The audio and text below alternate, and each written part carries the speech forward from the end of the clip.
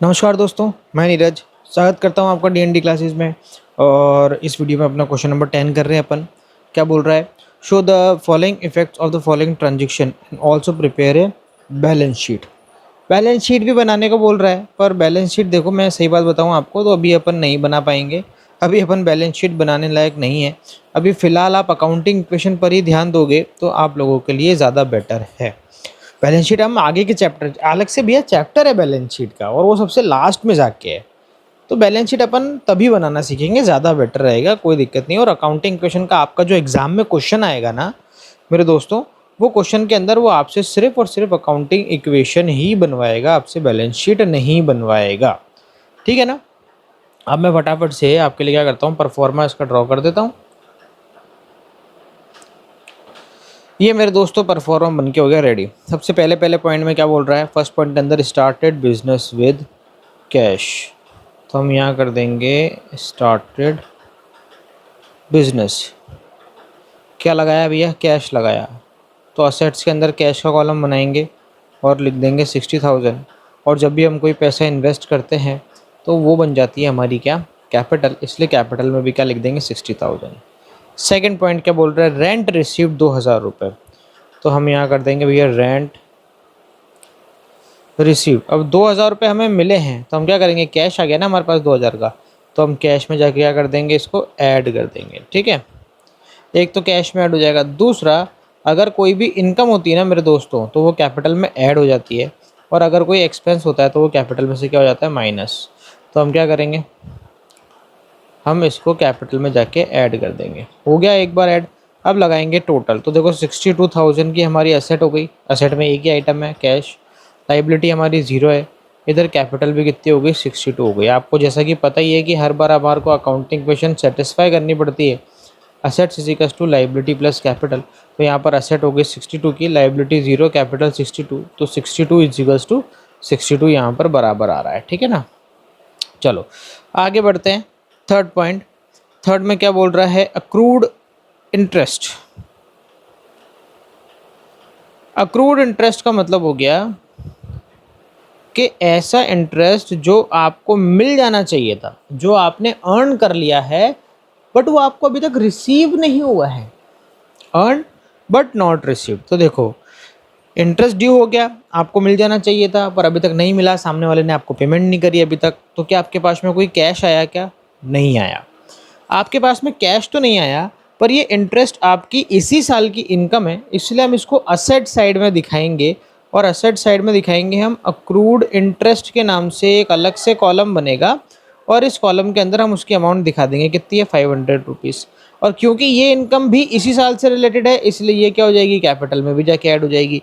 Income तो capital में जाके ऐड होगी ही होगी, जो इस साल से रिलेटेड है और वो इनकम है तो वो जाके ऐड होगी, भले ही वो हमें रिसीव हो गई हो चाहे नहीं हुई हो। जैसे ये ऊपर हमें रेंट है, ये रेंट रिसीव हो गया तो हमने उसको कैपिटल में जाके क्या करा? ऐड करा।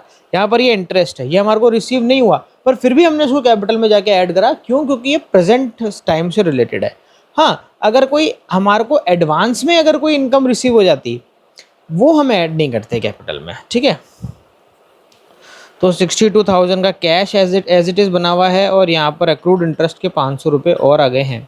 और इधर तो भैया लाइबिलिटी वही 0 ही चल रही है, और इधर आ जाएगा 62,500 की आपकी कैपिटल। तो इधर भी असेट साइड में 62,500, लाइबिलिटी साइड में 62,500 बराबर। आगे देखते हैं भैया, थर्ड पॉइंट हो गया। अब बढ़ते हैं अपन फोर्थ पॉइंट की तरफ। फोर्थ पॉइंट में ये बोल रहा है कमीशन रिसीव्ड इन एडवांस। अब देखो, सेम जो मैं आपको चीज़ बता रहा था, कमीशन रिसीव, अब ये आपको एडवांस में ही रिसीव हो गया है। इन एडवांस भी लिख देता हूँ, एडवांस में रिसीव हो गया। तो सबसे पहली चीज़ आपके पास कैश आया, तो सबसे पहली चीज़ तो कैश में ऐड करेंगे। अब दूसरी सबसे इंपॉर्टेंट चीज़, ये कैपिटल में ऐड नहीं होगा। क्यों? क्योंकि ये हमें एडवांस में रिसीव हो गया, मतलब ये आने वाले टाइम से रिलेटेड था पर हमें पहले ही मिल गया। तो क्योंकि ये प्रेजेंट टाइम से रिलेटेड नहीं है इसलिए हम इसको कैपिटल में ऐड नहीं करेंगे। जब फ्यूचर में जिस समय के लिए वो दिया गया है उस समय की जो बैलेंस शीट होगी तो उसके अंदर जो कैपिटल दे रखी होगी उसमें हम जाके क्या करेंगे? उसको ऐड कर देंगे। अभी हम इसको ऐड नहीं करेंगे। ठीक है, तो भैया क्या करें? तो भैया ये आप पर लाइबिलिटी बनी रहेगी जब तक आप उसके लिए जो चीज़ आपको मिली है है ना, उसके लिए आप जब तक काम नहीं कर देते, कमीशन जैसे आपको मिला, तो कमीशन जिस काम के लिए मिला, जब तक आप वो काम नहीं कर देते तब तक आपको ये जो एडवांस में कमीशन मिला हुआ है ये आपके लिए क्या बना रहेगा, ये आपके लिए लाइबिलिटी बना रहेगा। तो हम लाइबिलिटी साइड में लिख देंगे भैया अन अर्न कमीशन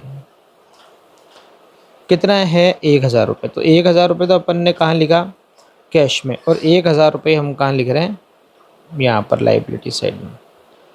तो 63,000 का कैश हो गया बढ़ के, 500 तुम्हारे अक्रूड इंटरेस्ट के ऐसे ही पड़े हुए हैं, कमीशन के आ गए 1000 रुपये और 62,500 ये आ गए। तो लाइबिलिटीज एसेट साइड हो गई आपकी 63,500 और लाइबिलिटी साइड भी 63,500। चलो भैया आगे बढ़ते हैं, यहाँ पर 5th पॉइंट, अमाउंट विड्रॉ।